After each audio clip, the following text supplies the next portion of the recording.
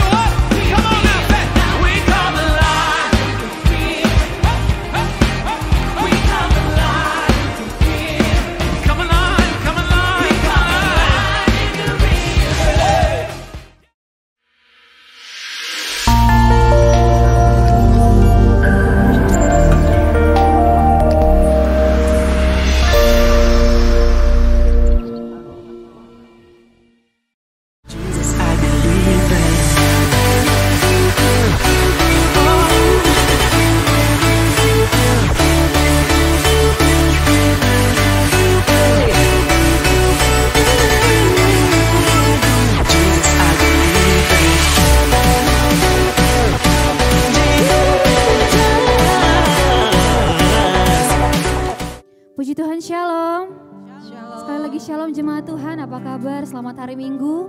Mari saya mengajak semua jemaat yang ada di rumah untuk bersama-sama kita menyembah Tuhan, kita meninggikan nama Tuhan. Amin.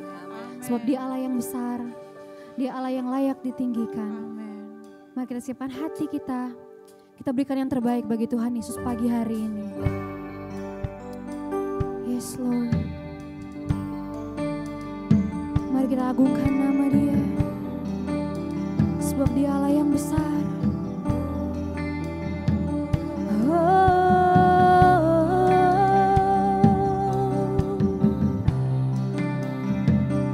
Kau besar Tuhan, kami puji nama-Mu. Kau layak disembah Tuhan.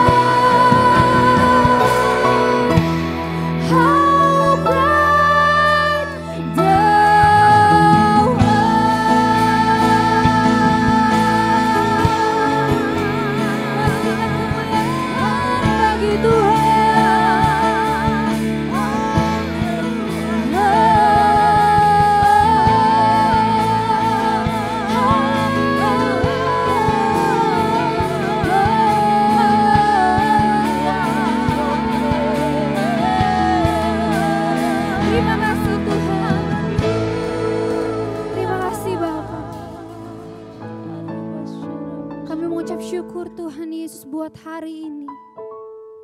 Biar Kau beracara bagi setiap kami Tuhan pagi hari ini. Amin. Kau hadir di tengah-tengah setiap kami Tuhan. Amin. Kami siap memuji, kami siap meninggikan nama-Mu Tuhan. Kami buka ibadah kami hanya dalam nama Tuhan Yesus, yang percaya sama-sama katakan amin. Haleluya.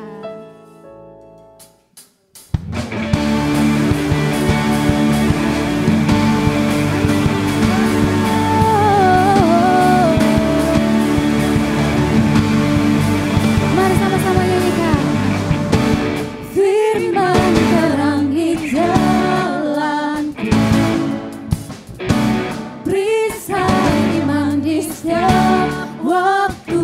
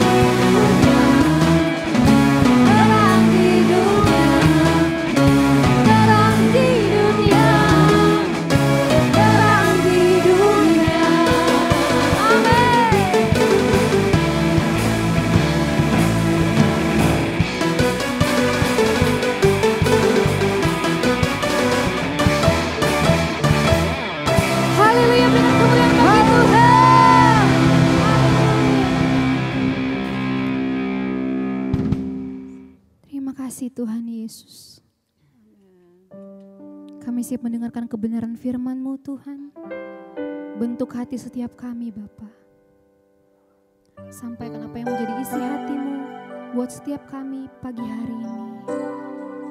Dan kami mau katakan Tuhan, hanya Engkau satu-satunya yang kami andalkan dalam kehidupan kami Bapa.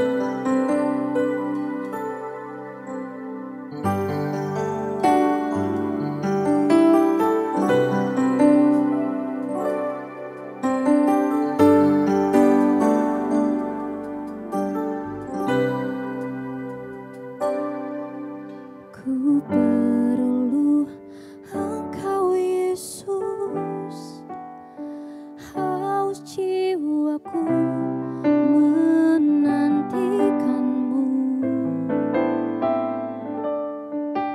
Ku percaya Kau penuh pengharapanku di dalam-Mu.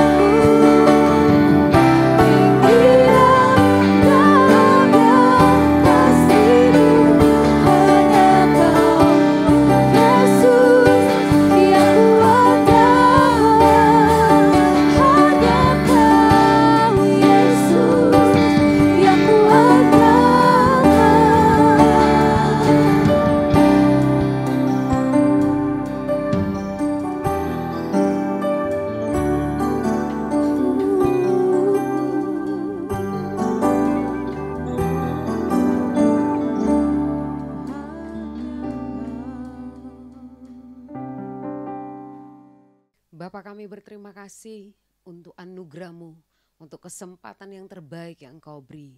Kami masih boleh lagi hadir di tempat ini, menikmati kehadiran-Mu lewat puji-pujian. Kami mau katakan pagi hari ini, Yesus, hanya Engkau yang kami andalkan. Hanya Engkau yang menjadi sumber dalam kehidupan kami, bahwa kami membutuhkan Engkau Tuhan. Melebihi apapun, melebihi siapapun, kami membutuhkan rema, kami membutuhkan suplai kekuatan yang baru, yang membawa kami naik terbang tinggi, yang membawa kami dapat menanggung segala perkara. Kami butuh kekuatan firman-Mu hari ini, dicurahkan atas setiap kami. Aku berdoa di dalam nama Yesus, langit di atas kami terbuka, kami terhubung dengan dimensi tahta. Ada suplai pewahyuan, ada suplai wisdom, ada suplai understanding, yang turun memberkati setiap jemaat Tuhan, sehingga setiap hati kami terbuka, kami menerima kapasitas ilahi tercurah penuh dalam setiap bakul kehidupan kami. Di dalam nama Yesus semua yang sepakat diberkati Tuhan, sama-sama katakan amin. Shalom Bapak Ibu, apa kabar semuanya? Salam kerajaan, salam sejahtera buat semua jemaat Tuhan dimanapun Anda pergi dan berada. Anda yang terhubung bersama kami dalam siaran online pagi hari ini, semua kita adalah jemaat Tuhan karena Yesus Kristus adalah gembala agung kita. Amin. Saya percaya penyertaan Tuhan sempurna atas setiap kita. Ada kesehatan yang sempurna, ada sukacita yang sempurna.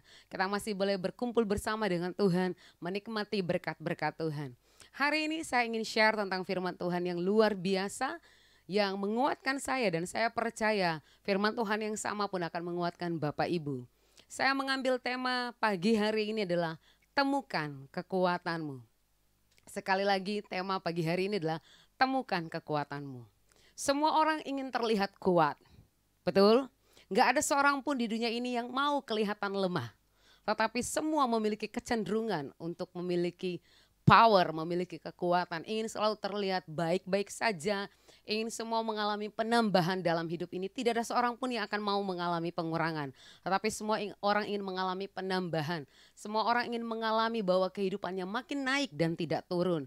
Dan itu adalah janji firman Tuhan. Dan Alkitab memberi resep, Alkitab memberi panduan bagi kita bahwa ada rahasia yang tersembunyi di dalam firman Tuhan. Dan bagi kita akan menemukannya pagi hari ini. Bapak Ibu bersiap? Saya searching, saya cari binatang-binatang yang paling kuat di dunia. Bahwa ternyata binatang yang terkuat itu di antara 10 binatang yang terkuat ada gajah Afrika karena bobot tubuhnya yang besar. Semua tahu gajah adalah binatang mamalia yang paling besar di antara semua binatang yang ada. Tetapi di antara 10 binatang, ada binatang-binatang yang kecil yang buat saya heran kenapa mereka dikategorikan masuk dalam binatang yang terkuat di dunia. Karena bobot tubuh mereka sangat-sangatlah kecil. Tetapi ternyata pengertian kuat di sini bukanlah bobot tubuh yang besar, tetapi pengertian kuat di sini adalah perbandingan antara berat badan dengan jumlah beban yang diangkatnya. Sekali lagi, pengertian kuat di sini adalah perbandingan antara berat badan yang dimiliki binatang tersebut dengan bobot beban yang diangkatnya. Alkitab berkata dalam 1 Korintus bahwa pencobaan yang kita alami adalah pencobaan yang biasa. Katakan kiri kanan, pencobaanmu biasa. Bahwa surga menjamin setiap pencobaan yang datang dalam hidupmu tidak melampaui kekuatanmu. Tetapi berapa banyak kita yang menyerah dengan keadaan? Berapa banyak kita yang bertanya, kenapa Tuhan? Sepertinya kita nggak mengalami power, kita nggak mengalami kekuatan. Tetapi sepertinya bahkan Tuhan meninggalkan kita. Tetapi Tuhan mau berkata pagi hari ini bahwa pencobaan yang kita alami adalah pencobaan yang biasa. Ada rahasia kekuatan. Berapa banyak yang mau menerima kekuatan surga pagi hari ini boleh lambaikan tangan. Yes. Bahwa perbandingan antara berat badan dengan jumlah bobot yang diangkatnya itu memberi kita amazing bahwa Tuhan menciptakan binatang-binatang yang luar biasa. Salah satunya kumbang badak kalau saya tidak salah. Bapak Ibu bisa searching di Google. Kumbang badak itu bisa mengangkat beban 850 kali bobot tubuhnya. Luar biasa Bapak Ibu. Ternyata bahwa kekuatan yang dimiliki tidak tergantung pada bobot tubuh kita. Tetapi kekuatan yang dimiliki tergantung bagaimana kita menanggung beban yang diberikan atas kita. Hari ini kita akan belajar tentang sebuah rasul yang luar biasa, bagaimana dia menemukan rahasia kekuatan menanggung segala perkara. Mari kita baca firman Tuhan di dalam Filipi 4 ayat 12 sampai 13. Bapak Ibu yang di rumah, mari terserah mau pakai gadget, ada yang punya Alkitab, buka Alkitabmu dan mari ucapkan firman Tuhan. Biar bibir mulutmu mengucapkan firman, maka saya percaya setiap firman yang kau katakan ada kekuatan Tuhan di dalamnya. Ketika kita mendeklar firman Tuhan, maka terjadi kekuatan baru di dalam hidup kita. Yang percaya katakan amin. Yuk kita baca dengan suara yang keras, tajam dan terpercaya. Filipi 4 ayat 12 sampai ayat yang ke-13. Aku tahu apa itu kekurangan dan aku tahu apa itu kelimpahan. Dalam segala hal, katakan segala hal. Artinya semuanya. Dan dalam segala perkara tidak ada sesuatu yang merupakan rahasia bagiku. Baik dalam hal kenyang maupun dalam hal kelaparan. Baik dalam hal kelimpahan maupun dalam hal kekurangan. Ayat 13. Segala perkara dapat kutanggung di dalam Dia yang memberi kekuatan kepadaku. Yang percaya katakan amin. Kata aku tahu, ini 2 kali disebutkan Paulus dalam tulisannya. Sekali lagi Bapak Ibu bisa menggarisbawahi kata aku tahu di ayat 12. Kita kembali ke ayat 12. Aku tahu apa itu kekurangan. Aku tahu apa itu kelimpahan. Kata aku tahu dalam bahasa Yunani itu berarti eido. Yang berarti aku lihat, aku alami, aku paham rasanya. Bahwa Paulus waktu dia menulis ayat ini, bahwa dia menulis firman Tuhan ini, dia nggak sedang berhayal Bapak Ibu. Tetapi dia mau kasih tahu kepada engkau dan saya, aku tahu, aku paham, aku mengalami, aku lihat apa itu kekurangan. Dan aku tahu, aku paham apa itu kelimpahan. Katakan amin. Tetapi di dalam segala hal, dalam keadaan kekurangan, dalam keadaan kelimpahan, dalam keadaan lapar, dalam keadaan perut yang kenyang, aku tidak kekurangan satupun yang baik. Oh luar biasa. Paulus bercerita kepada kita bahwa dia mengalami, saya mau kasih tahu, bahwa dalam realita mengikuti Yesus kita akan diperhadapkan dengan realita kekurangan dan kelimpahan.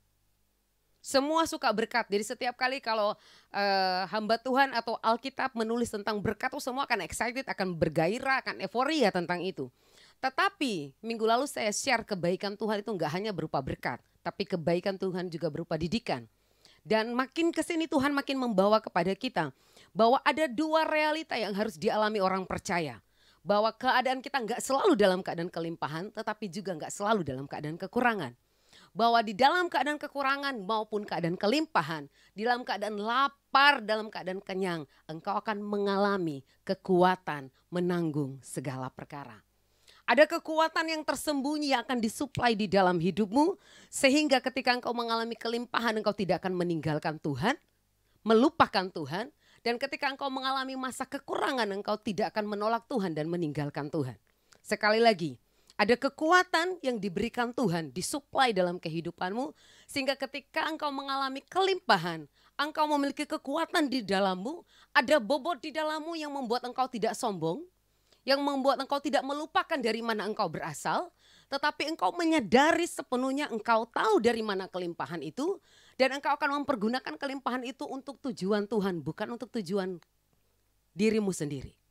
Dan ketika engkau mengalami kekurangan, engkau tidak berkata, aduh Tuhan, engkau lagi curang dengan saya, engkau tidak adil dengan saya. Tetapi engkau sungguh-sungguh mengerti, engkau sungguh-sungguh memahami bahwa ada tujuan Tuhan. Karena Pengkhotbah 3 berkata bahwa segala sesuatu di kedua kolong langit ini memiliki tujuan. Bahwa apapun yang terjadi di bawah kolong langit ini, Tuhan tidak melakukannya dengan kebetulan. Tidak ada yang kebetulan, katakan kiri kanan, tidak ada yang kebetulan dalam hidup saya. Bahwa minggu lalu saya berkata bahwa berapa banyak yang percaya bahwa Tuhan kita berjalan dalam ketepatan dan keakuratan. Bahwa Tuhan berkata seurat rambut tidak akan gugur di luar kehendak Tuhan, betul? Jadi kalau rambut aja jatuh dia bisa hitung. Apalagi ketika engkau kekurangan doi. Apalagi engkau ketika engkau kekurangan makanan. Dia Allah yang sangat-sangat tahu. Bahkan firman Tuhan berkata, burung di udara yang tidak bekerja, tetapi tidak kekurangan benih. Bunga di padang yang tidak bisa mendandani dirinya, tetapi didandani oleh Allah. Apalagi engkau dan saya. Katakan amin. Tetapi kalau masa-masa itu diizinkan Tuhan, biarlah matamu hari ini bisa melihat kebaikan Tuhan. Hatimu bisa mengerti bahwa yang Tuhan mau, engkau menemukan kekuatan yang tidak akan pernah membuat engkau pada posisi kekurangan sesuatu yang baik. Bahwa dalam mengikuti Yesus ada dua realita, kita berhadapan dengan realita kekurangan dan realita kelimpahan. Semua itu ada untuk tujuan Tuhan. Tuhan berkata, pencobaan yang kamu alami adalah pencobaan biasa. Kalau ada hari ini yang hitung-hitung, enggak ada deposito, enggak ada tabungan. Bilang kiri kanan baku haga suami istri, kamu bilang, ini kata Tuhan bilang pencobaan biasa. Karena Tuhan berjanji apa? Ada kekuatan untuk menanggung. Apa kekuatannya? Mari kita baca firman, mari kita lihat sama-sama. Ada kekuatan Tuhan yang memampukan melewati semua warna kehidupan. Mau masa kekurangan kek, mau masa kelimpahan kek, mau masa kelaparan kek, mau masa kekenyangan kek, semua dijadikan Tuhan. All things work together for good. Semua dijadikan Tuhan dengan satu tujuan, kebaikan Tuhan. Sebagai orang percaya kita harus siap dengan situasi ini. Jadi supaya ketika engkau diberkati, engkau tidak berdiri dengan berteriak, yes aku diberkati. Dan stop sampai di situ. Bahkan ketika engkau mengalami masa kekurangan, kesulitan, engkau tidak buru-buru menyangkal Tuhan. Tetapi apapun yang datang dalam hidupmu ada ucapan syukur. Katakan amin. Kau selalu berkata terima kasih Tuhan. Saya tahu burung di udara saja Tuhan pelihara. Apalagi hidup kita. Amin.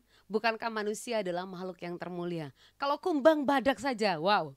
Saya baca itu sambil ketawa. Kumbang badak.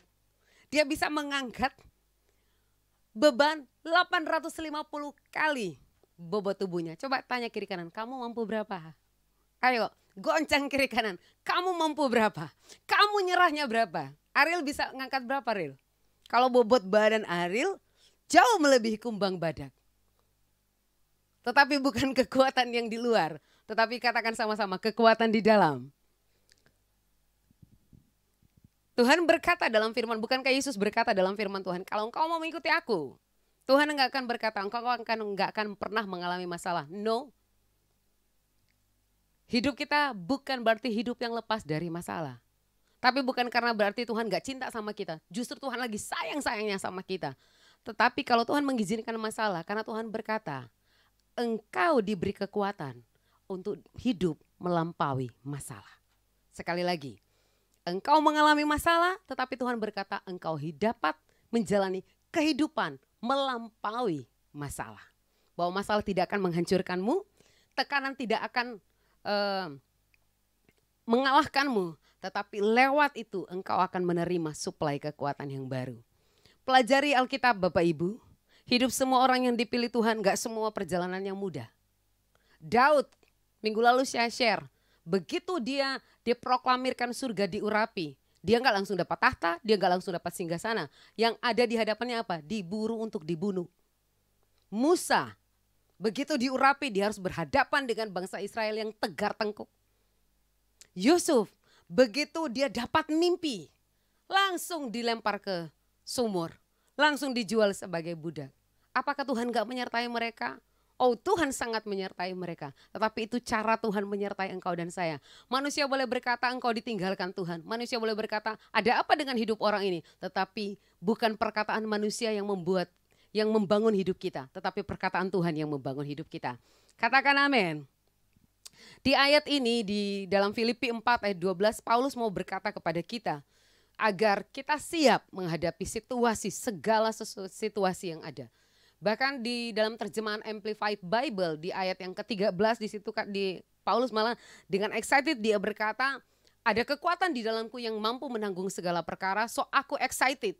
Aku menantikan, aku siap menghadapi segala situasi. Bahwa situasi tidak menentukan bagaimana kita, tetapi siapa yang bersama dengan kita yang menentukan keadaan hidup kita. Bukan apa yang kita miliki, tetapi siapa yang kita miliki. Berapa banyak yang percaya bahwa kita memiliki Tuhan. Kita memiliki Yesus yang mengendalikan langit dan bumi. bahwa bumi adalah tumpuan kakinya. Bahkan Yesaya berkata, bangsa-bangsa itu hanya setitik air di dalam timba. Kalau bangsa setitik air di dalam timba, bagaimana torang? Bangsa Indonesia itu cuma setitik air di dalam timba. Bagaimana kita?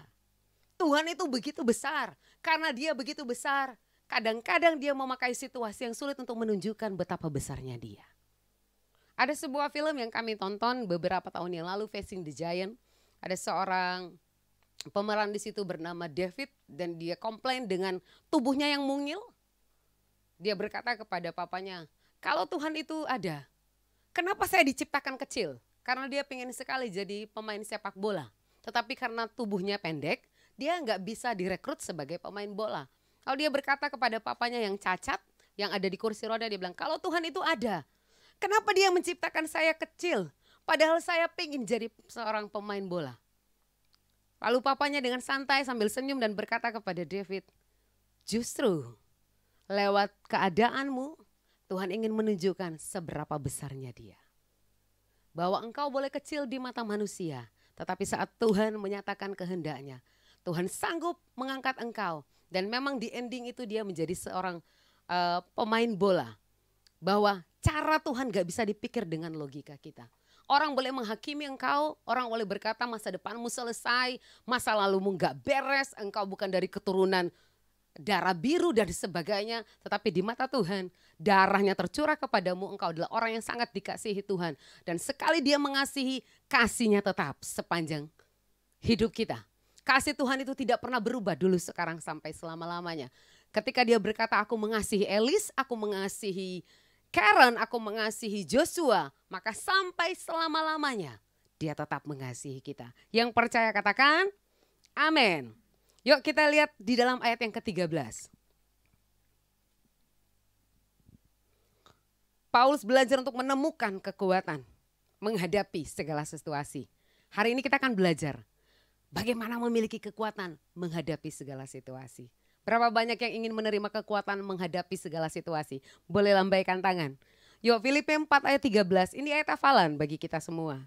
Segala perkara dapat kutanggung di dalam Dia yang memberikan kekuatan kepadaku. Katakan sekali lagi, garis bawahi kata segala perkara. Segala perkara termasuk keuanganmu, termasuk masalah sakit penyakitmu, termasuk masalah apapun engkau boleh katakan kepada Tuhan. Tuhan bilang, so masono itu di segala perkara. Dia bilang, Tuhan kok ini, dan Tuhan bilang, so itu masuk di segala perkara. Jadi kalau Tuhan suka, saya suka dengan Tuhan kita, baca firman Tuhan, saya suka dengan kata ini, all, segala sesuatu, segala perkara. Tuhan itu selalu gak pernah berbicara tentang, saya akan tolong kamu hanya part ini ya.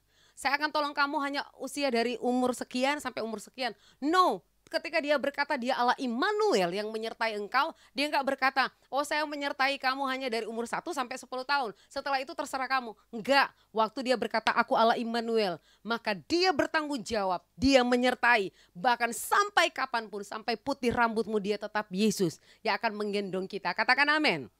Filipi 4 ayat 13 berkata, segala perkara dapat kutanggung di dalam Dia. Mari katakan, declare sama-sama. Declare firman Tuhan ini, katakan dengan iman, katakan segala perkara dapat aku tanggung. Ganti kata aku dengan nama sendiri. Segala perkara dapat Rita tanggung di dalam siapa? Dia. Siapa dia? Di dalam Kristus. Yang apa? Memberi kekuatan kepadaku. Artinya apa? Beratnya masalah bukan tergantung besarnya, beratnya beban bukan tergantung besarnya masalah. Tetapi yang membuat engkau cakap menanggung segala perkara, posisimu berada. Kata kunci di sini adalah di dalam Dia. Kalau engkau ada di dalam Kristus, engkau memiliki kekuatan menanggung segala perkara. Perkara dihianati, perkara dibenci orang, perkara apa lagi? Masalah rumah tangga, masalah anak-anak, apapun itu sudah termasuk dalam segala perkara. Tuhan berkata, kamu dapat menanggung. Semua pencobaan yang aku izinkan kamu alami, kamu diberi kemampuan untuk menanggung. Karena engkau menerima kekuatan baru di dalam saya. So Bapak Ibu jangan cari kekuatan di luar. Makanya kenapa kita babak belur? Kenapa? Karena kita berkata, oh tolong Tuhan, wetan doon. Sampai orang bawa kuku di jalan. Kenapa? Karena gak ada power, gak ada kekuatan. Karena kita mencari kekuatan apa? Lewat minuman keras. Kita cari lewat kekuatan apa? Lewat uang, lewat pekerjaan yang kita punya. Kita berpikir, saya mau kasih tahu Bapak Ibu, COVID ini membuktikan bahwa kita tidak bisa mengandalkan uang kita tidak bisa mengandalkan pekerjaan kita. Bahkan perusahaan-perusahaan besar pun mengalami fase kebangkrutan dan terjadi orang-orang ada yang bunuh diri. Tetapi kalau kita masih ada sampai hari ini, kita masih bersyukur, kita diberi firman Tuhan. Berterima kasih buat Tuhan yang luar biasa, bukan karena kuat dan gagah kita, tetapi ada tangan yang tidak kelihatan yang menopang hidup engkau dan saya. Susah-susahnya kita masih makan, betul? Sesakit-sakitnya kita masih bisa jalan. Tapi terima kasih buat nafas, terima kasih buat kemurahan, terima kasih buat kebaikan yang tidak bisa kita sediakan. Dia yang menyediakan bagi kita. Katakan amin. Kata kekuatan di dalam bahasa Yunani berarti endinamo. Sama-sama katakan endinamo. Kata endinamo itu memiliki arti yang pertama memperkuat. Yang kedua menambahkan kekuatan secara terus-menerus. Jadi segala perkara dapat kutanggung di dalam Dia yang memberikan endinamo, kekuatan yang terus-menerus dalam hidup saya, sehingga saya mampu berjalan sampai garis akhir. Sekali lagi, ada endinamo, ada kekuatan yang disuplai dari surga, yang memampukan engkau tidak berhenti di tengah jalan perjalanan kekristenanmu, ketika engkau dihujat, ketika engkau dihianati, ketika engkau mengalami kelaparan, ketika engkau mengalami kekurangan, engkau tidak berhenti, tetapi ada kekuatan dari dalam yang mensuplai, yang mendorong hidupmu sehingga kakimu akan tetap berjalan, kakimu akan tetap berlari, tidak akan menjadi lelah. Engkau akan berjalan dari satu fase kehidupan, dari musim demi musim. Engkau akan tetap melihat kemuliaan Tuhan.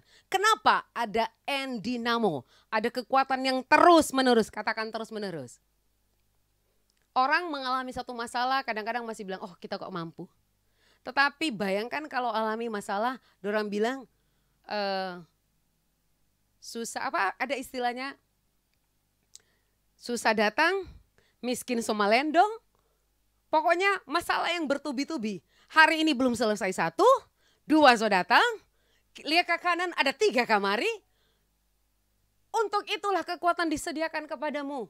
Sehingga engkau akan tidak akan menyerah dengan keadaan, engkau tidak akan berhenti mempercayai Tuhan. Tetapi engkau akan terus berlari kepada Tuhan. Kenapa? Karena ada suplai kekuatan baru. Yesaya 40 ayat 31, yuk kita baca firman Tuhan. Ini luar biasa sekali. Ini firman Tuhan sudah sering kali kita baca. Yesaya 40 ayat 31. Tetapi orang-orang yang menanti-nantikan Tuhan. Siapa orang yang menantikan Tuhan? Katakan saya. Saya orang yang menanti-nantikan engkau. Mendapat apa? Kekuatan baru. Mereka seumpama Raja Wali yang naik terbang. Katakan naik dan tidak turun. Oh, takdir Tuhan adalah engkau tetap naik dan tidak akan pernah turun. Dengan kekuatan sayapnya, mereka berlari dan tidak menjadi lesu. Mereka berjalan dan tidak menjadi lelah. Ini kontralogik Bapak Ibu. Siapa orang berjalan gak pernah lelah? Siapa orang yang berlari gak pernah? Siapa orang yang berlari gak pernah lesu? Siapa orang yang berjalan gak pernah lelah? Tetapi Alkitab mencatat. Ini bukan perjalanan yang kita lakukan sebagai manusia. Tetapi perjalanan kekristenan kita. Bahwa apapun yang akan datang dalam hidupmu, engkau tidak akan mengalami kelesuan. Kelesuan itu adalah kekuatan yang dilemahkan di dalam. Kelesuan itu bukan muka yang lesu. Muka kusam, bukan, tetapi lesu jiwa. Kalau jiwamu lesu, pengharapan seperti apapun gak akan menggairahkan engkau. Tetapi Tuhan berjanji, kalau engkau didapati sebagai orang yang menanti-nantikan Tuhan. Kata menanti-nantikan Tuhan itu look for, hope, expect. Orang yang mencari Tuhan, mengejar Tuhan, mengharapkan hanya Tuhan.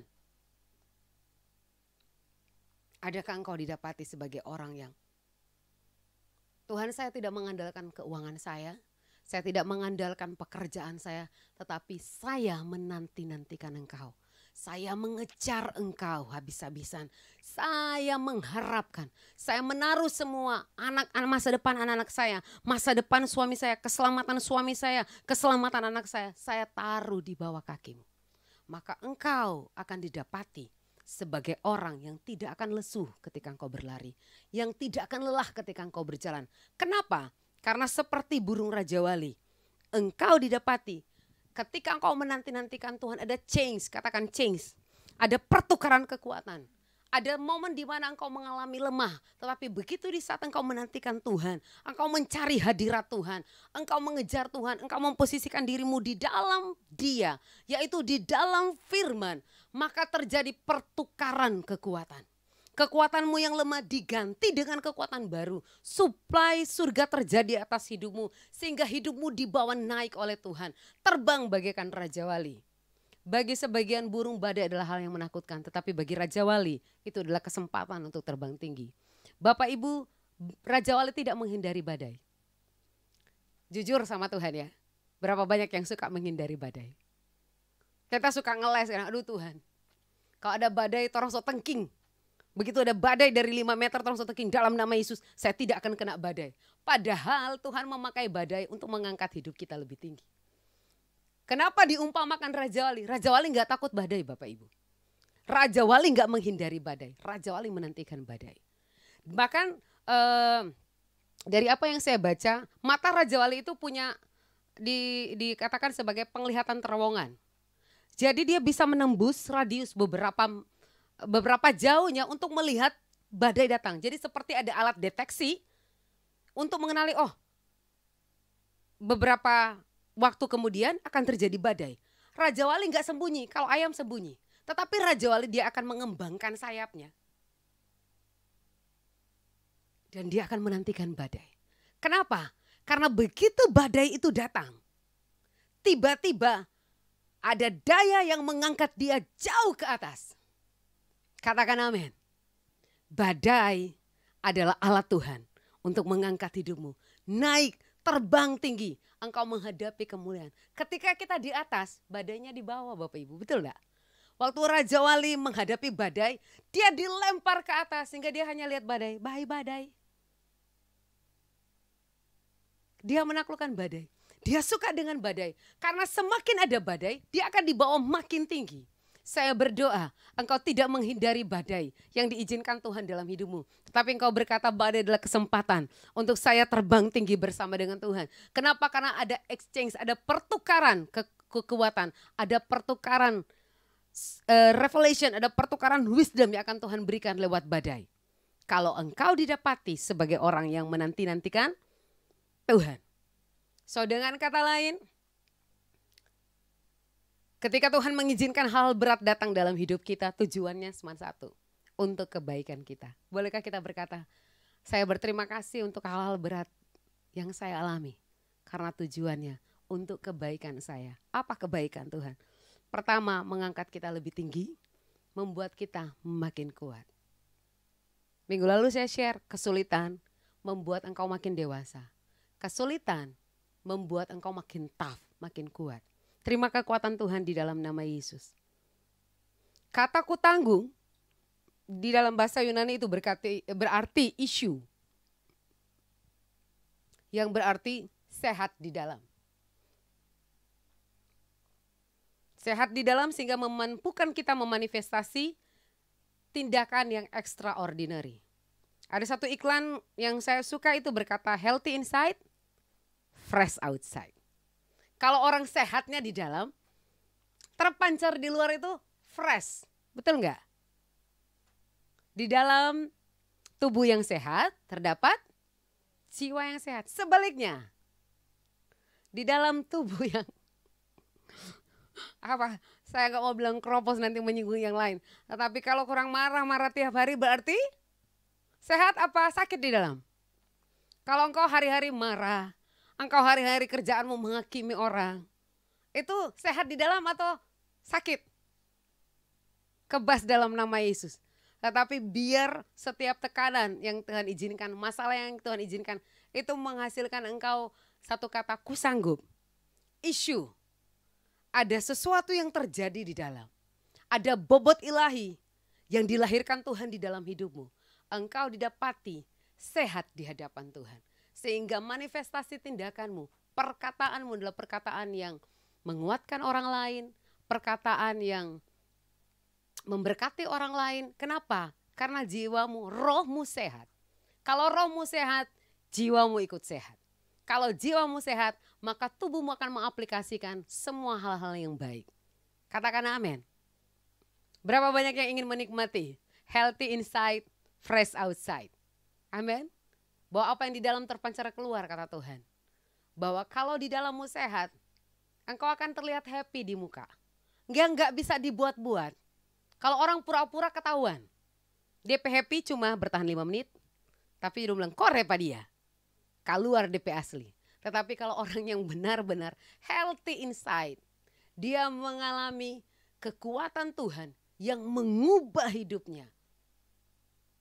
Hal yang tidak nyaman boleh datang. Ada hal-hal yang tidak kita harapkan terjadi, yang tidak kita duga terjadi. Tetapi karena ada kekuatan di dalam yang mengubah kita menjadi sehat, maka aplikasinya, manifestasinya adalah sesuatu yang extraordinary. Kata extraordinary adalah di atas rata-rata. Kalau orang dunia berbuat baik kepada orang lain, kita baik pada dia karena dia baik pada kita. Bilang kiri kanan, itu banyak. Tetapi Tuhan berkata engkau adalah orang extraordinary. Engkau akan tetap bisa mengampuni orang lain sekalipun orang itu berbuat jahat kepadamu. Engkau akan mengasihi. Bahkan Tuhan berkata di Matius, kasihilah musuhmu. Yang paling itu ngeri, saya nggak tahu kalau sudah ada yang praktekan. Tuhan berkata kalau ada yang menampar pipi kirimu, berikan pipi kanan. Siapa yang sudah praktek? Kalau ada orang dola di jalan, kalau orang pukul, bukan itu dia maksud. Kong kase-kase, bukan. Artinya kalau ada orang yang menjahati engkau, berkhianat kepadamu, jangan balas. Kalau orang bikin jahat kepada kita, kalau kita balas, kita menempatkan posisi kita sama dengan orang itu. Kalau orang bikin jahat kepada kita, terus kita lakukan lebih. Karena Tuhan bilang supaya dia rasa tuh sakit hati. Tuh orang baking lebih parah dari yang dia baking. Kita menempatkan posisi kita di bawah orang itu. Tetapi kalau orang berbuat jahat kepada kita, lalu kita melepaskan bless atas orang itu. Kita menempatkan posisi kita di atas orang itu. Yang mau posisinya di atas, katakan amin. Lepaskan pengampunan, lepaskan bless kepada musuhmu. Katakan amin. Oh, bahwa ada rahasia, kunci mendapatkan endinamo, kekuatan yang terus menerus, yang membuat kita tidak berhenti di tengah jalan tetapi mencapai garis akhir. Berapa banyak yang mau menghadapi finishing well? Oh, kita mau mulai dengan roh sampai kepada garis akhir, sampai Tuhan datang kita tetap berkobar-kobar dalam roh. Katakan amin. Rahasia untuk mengalami hidup yang naik lebih tinggi, makin lama makin kuat. Kata kuncinya katakan di dalam dia. Roma 5 ayat 34, ayat 3 dan 4, sorry. Roma 5 ayat 3 dan 4. Yuk kita buka sama-sama.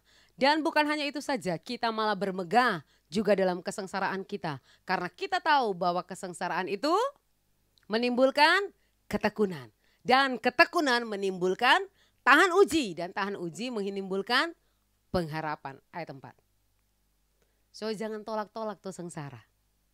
Jangan ketika datang kesulitan, Tuhan gak sayang pada kita. Tuhan selalu lupa pada kita, Tuhan saya tinggal. Tuhan bilang, hey, kita ada izinkan terjadi karena untuk menghasilkan ketekunan. Bahwa penderitaanmu, kesengsaraanmu akan memproduce, akan menghasilkan ketekunan. Dan engkau akan didapati makin taat, engkau tekun, akhirnya engkau menjadi pribadi yang tahan uji. Dan akhirnya akan menghasilkan pengharapan. Pengharapan yang tidak pernah mengecewakan. Apapun boleh datang. Masalah, orang boleh menutup pintu. Tetapi engkau memiliki pengharapan. Kalau pintu ini ditutup, Tuhan sanggup membuka pintu yang lebih banyak buat saya. Katakan amin. Karena berkat itu dari Dia. Bukan manusia yang menentukan berkat atas kita. Kata bermegah itu adalah kesempatan untuk berjaya. So Bapak Ibu bermegah hari ini. Kalau engkau mengalami begitu banyak tekanan yang diizinkan Tuhan atas kehendak Tuhan, itu adalah kesempatanmu untuk berjaya. Yang ingin mengalami masa gemilang dengan Tuhan, berterima kasih untuk masa kesukaran. Kata di dalam Dia, yuk kita baca. Di dalam Dia artinya tinggal di dalam firman. Mazmur 1 ayat 1.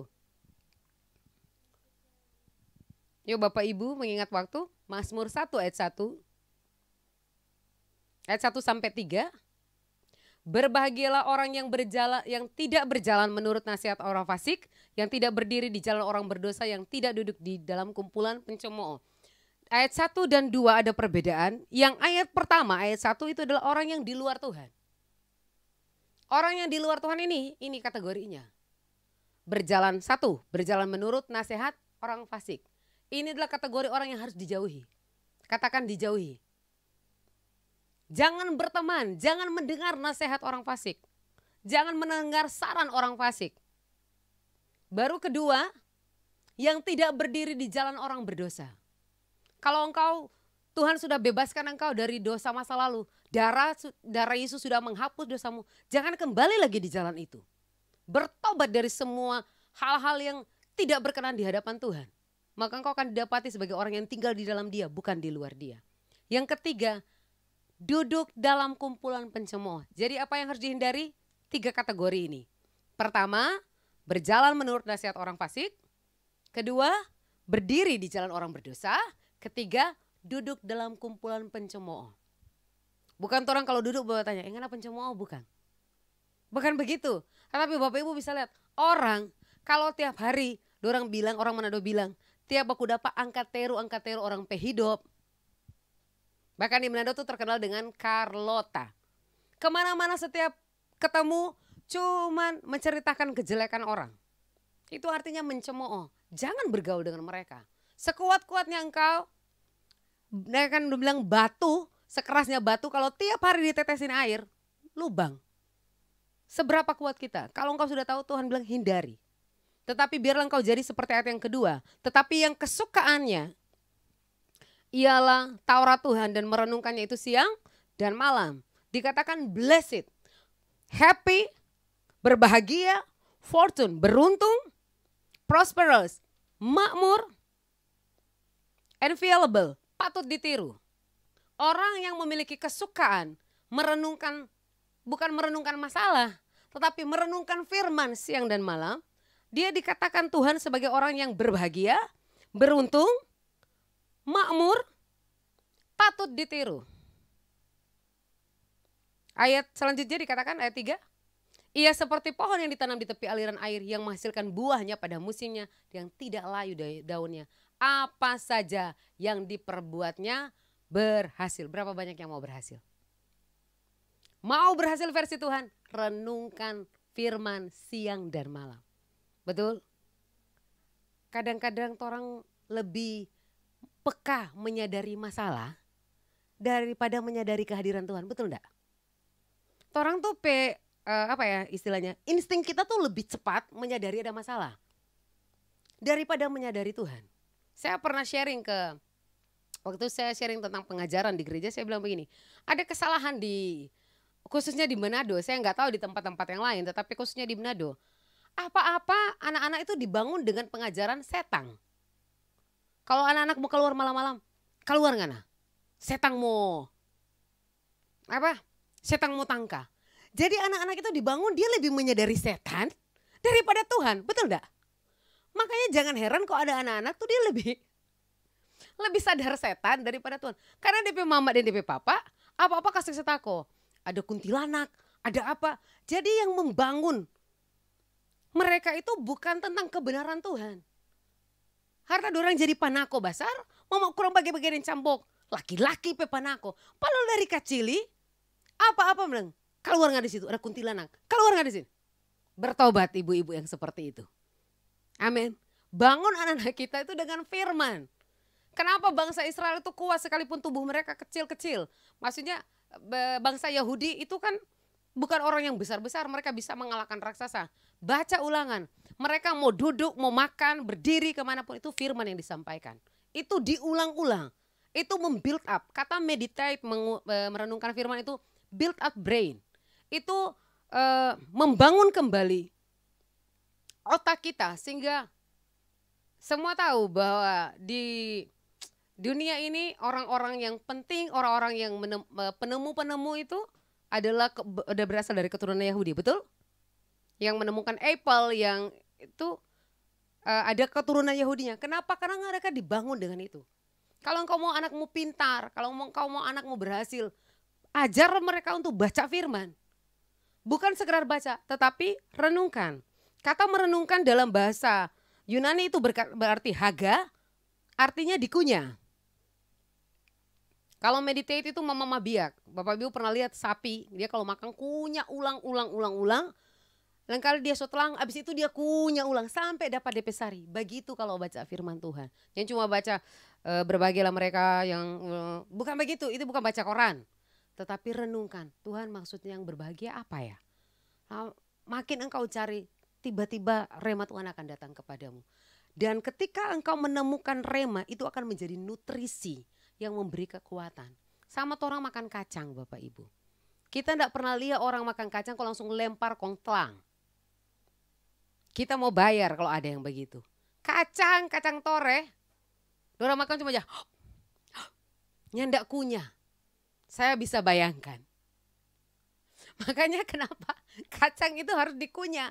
Supaya nutrisi dari kacang itu, supaya ketika orang bicara ketika keluar nanti di jamban itu, nyandak bulat-bulat. Tetapi sudah menyatu, kenapa? Karena dia sudah melalui proses kunyah. Kata haga itu kunyah. Firman Tuhan itu gak bisa sekedar dibaca. Renungkan, bukan kata cuma siang, tetapi dia malam. Di mana jalan orang bilang, orang yang menanti-nantikan Tuhan mendapat kekuatan baru. Ketika orang bilang, ada masalah nggak enak begini. Oh Tuhan, orang menanti-nantikan Tuhan. Saya percaya sekalipun saya segala perkara dapat saya tanggung. Termasuk perkara ini dapat saya tanggung. Di dalam Dia yang memberi kekuatan. Diulang-ulang direnungkan sampai engkau mendapatkan kekuatan baru. Amin. Saya berdoa, bangkit gereja Tuhan. Bangkit orang-orang Kristen yang tidak malas membaca firman Tuhan. Tetapi yang kesukaannya merenungkan firman Tuhan. Kenapa orang gagal dalam proses? Kenapa banyak kali kita menolak proses? Karena kita kurang merenung. Makanya tidak ada kekuatan untuk menopang. Kamu tinggal di dalam Tuhan. Kamu tinggal di dalam firman. Maka kamu tinggal di dunianya Tuhan. Dunianya Tuhan adalah dunia yang penuh keajaiban. Apapun yang dilakukan semuanya ajaib. Dia ahli kemustahilan. Tidak ada yang dapat mengalahkan Dia. Katakan amin. Semua hidup kita, Mazmur berkata, bahkan 1 hari sebelum engkau dibentuk, Tuhan sudah menulis ending dari hidupmu. Saya suka selalu firman Tuhan ini. Dia Allah Alfa dan Omega. Dia tidak akan pernah memulai Alfa sebelum menyelesaikan Omega. Jadi percayalah, masa depan anak-anakmu, masa depan rumah tanggamu, masa depan suamimu, masa depan keluarga besarmu, semua sudah ada di dalam buku hariannya Tuhan. Bagaimana itu jadi di alam nyata? Iman.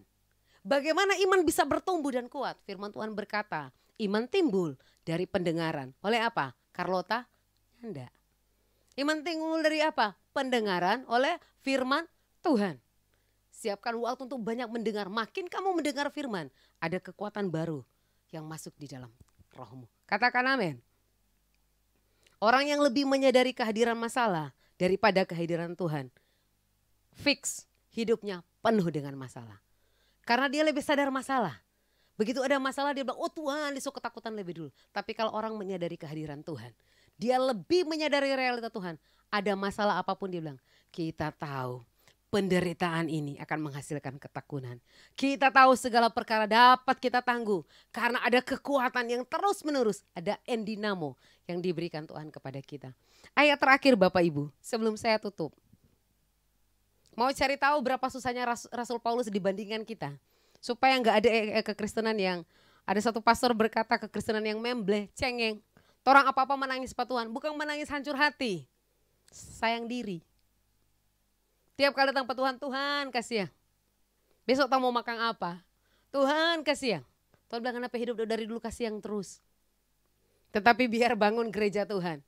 Yang mengenal Tuhan. Dan berjalan dalam pengenalan Tuhan. 2 Korintus 11 ayat 22 sampai 30. Ayat yang cukup panjang, mari kita baca sama-sama. Saya akan tutup dengan ayat ini. Apakah mereka orang Ibrani atau juga orang Ibrani? Apakah mereka orang Ibrani? Aku juga orang Ibrani. Apakah mereka orang Israel? Aku juga orang Israel. Apakah mereka keturunan Abraham? Aku juga keturunan Abraham. Paulus mau berkata, Paulus dengan kita sama. Gak ada bedanya, sama-sama manusia biasa. 23.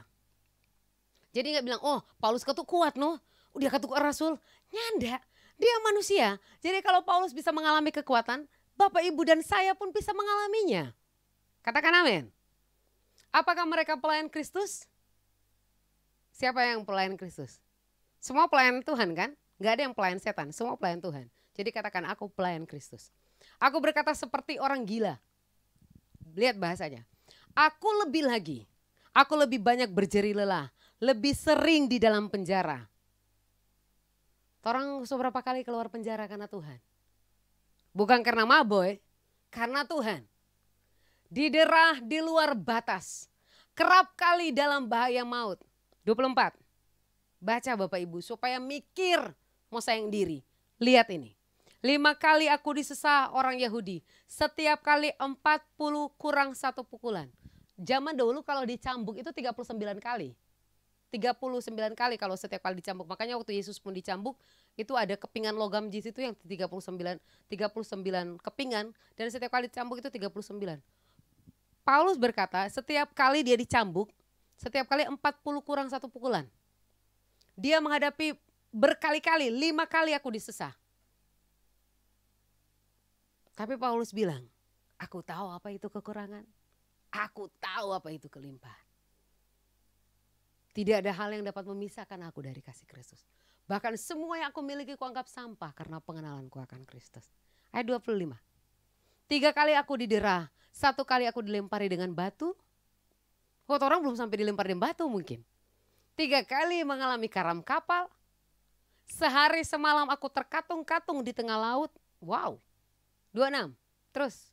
Dalam perjalananku aku sering diancam bahaya banjir dan bahaya penyamun. Bahaya dari pihak orang-orang Yahudi dan dari pihak orang-orang bukan Yahudi. Bahaya di kota, bahaya di padang gurun, bahaya di tengah laut dan bahaya dari pihak saudara-saudara palsu. 27. Aku banyak berjeri lelah dan bekerja berat. Kerap kali aku tidak tidur.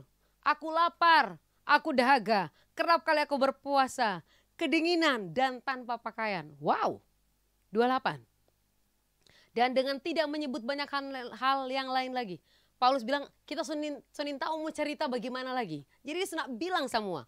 Urusanku sehari-hari yaitu untuk memelihara semua jemaat-jemaat. 29. Jika ada orang yang merasa lemah tidakkah aku turut merasa lemah. Jika ada orang tersandung tidakkah hatiku hancur oleh duka cita. 30. Jika aku harus bermegah maka aku akan bermegah atas kelemahanku. Kurang apa dia sama Tuhan? Dia setia dengan Tuhan. Tetapi pelajari apa yang dia alami. Kalau zaman sekarang orang bilang, hamba Tuhan bagaimana le? Kok hidupnya susah sekali? Masuk keluar penjara. Bapak Ibu pelajari. Tetapi dalam kelemahan, Paulus berkata, aku menemukan kekuatan baru. Bahkan dia berkata, aku bermegah di dalam kelemahanku. Saya berdoa bahwa situasi apapun yang datang dalam hidupmu tidak membuat engkau mundur. Tetapi situasi itu akan membuat engkau mengenal siapa Tuhan yang engkau sembah. Engkau akan mengalami pengenalan akan Tuhan. Sehingga ketika engkau mengalami kekuatan, engkau akan diutus Tuhan untuk memberi kekuatan kepada orang-orang di luar sana. Engkau bisa berkata kepada dunia, engkau bisa berkata kepada teman-teman sepergaulanmu, aku tahu apa itu kelaparan, aku tahu apa itu kelimpahan. Karena aku mendapatkan kekuatan baru. Segala perkara dapat aku tanggung di dalam Dia.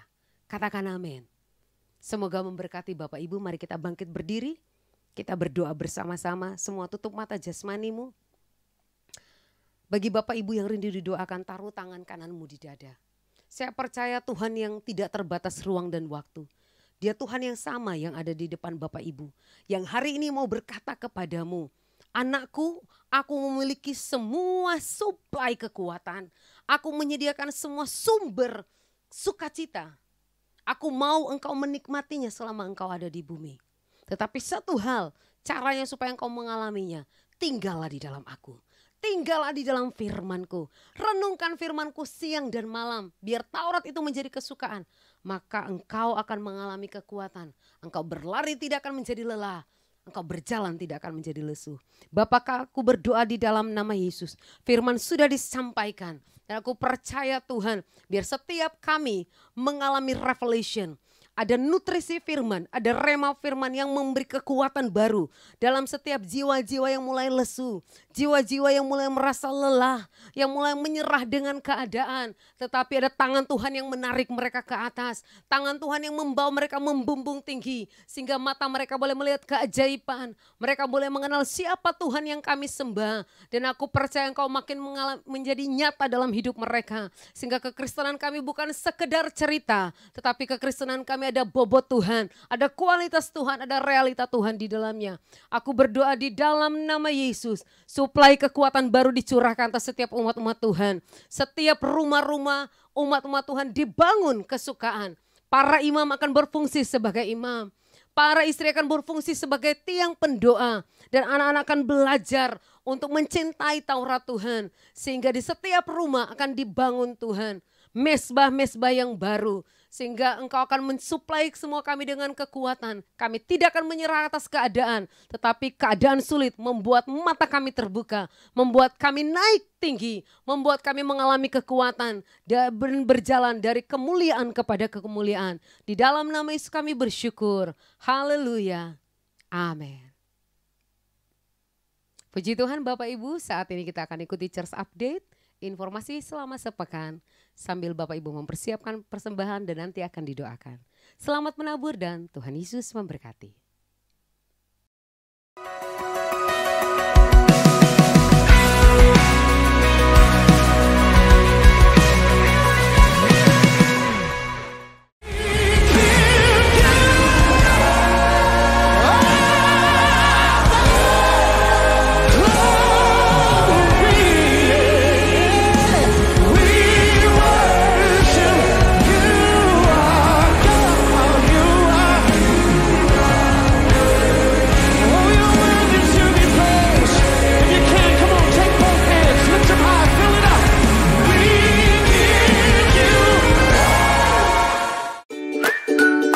Persembahan online atau non-tunai di gereja kita adalah selain upaya pelaksanaannya lebih praktis dan bersih, juga bertujuan mempermudah administrasi dan menghitung persembahan.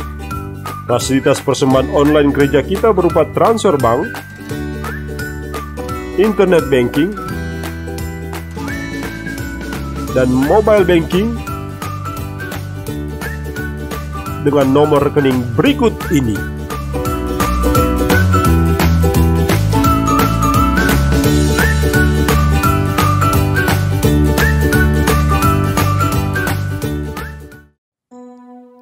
Tiba saatnya kita mengakhiri ibadah kita pada siang hari ini sambil kita angkat satu pujian.